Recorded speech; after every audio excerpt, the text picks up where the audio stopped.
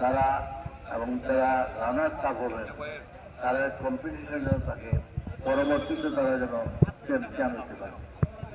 এবং যারা এই এখন বাংলাদেশে এবং বিশেষ করে সিলেটে মিনি ফুটবল টুর্নামেন্টের একটা বিশাল সব জায়গায় ইয়াংস্টার্সরা এইটাতে ভালো করে, তবে সেখানে অনেক কৌশলগত প্রশিক্ষণ প্রয়োজন। আমার মনে হয় সেদিক থেকে আপনারা এই কৌশলগত প্রশিক্ষণ করে আরো ভালো করে প্রশিক্ষণ নেবেন, যাতে করে জেলা এবং লাউবাড়ি অঞ্চলে আমি আশা করব গোয়েন্দার থেকে আপনারা সেটা বিভাগীয় লেভেলে এবং আকাশে জাতীয় লেভেলে অংশগ্রহণ করতে।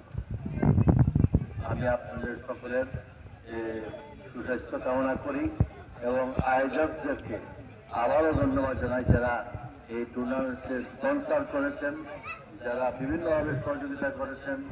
আমি তাদের মহৎ উদ্যোগকে স্বাগত জানাই। ভবিষ্যতে ইনশাআল্লাহ আবারও আমরা এই বিজয়ের মাসে আমি শ্রদ্ধার সঙ্গে স্মরণ করছি স্বাধীনতা যুদ্ধের সেই স্বাধীনতার ঘোষক শহীদ রাষ্ট্রপতি জিয়াউর রহমান থেকে শুরু করে মুক্তিযুদ্ধে অংশগ্রহণকারী সকল বীর মুক্তিযোদ্ধাদের যারা রণাঙ্গনে শহীদ হয়েছেন তাদের গভীর সমবেদনা জ্ঞাপন করছি এবং যারা জীবিত রয়েছেন তাদের দীর্ঘায়ু কামনা করছি।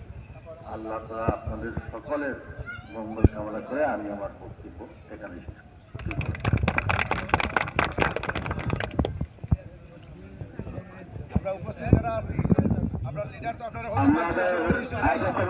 আমি আছি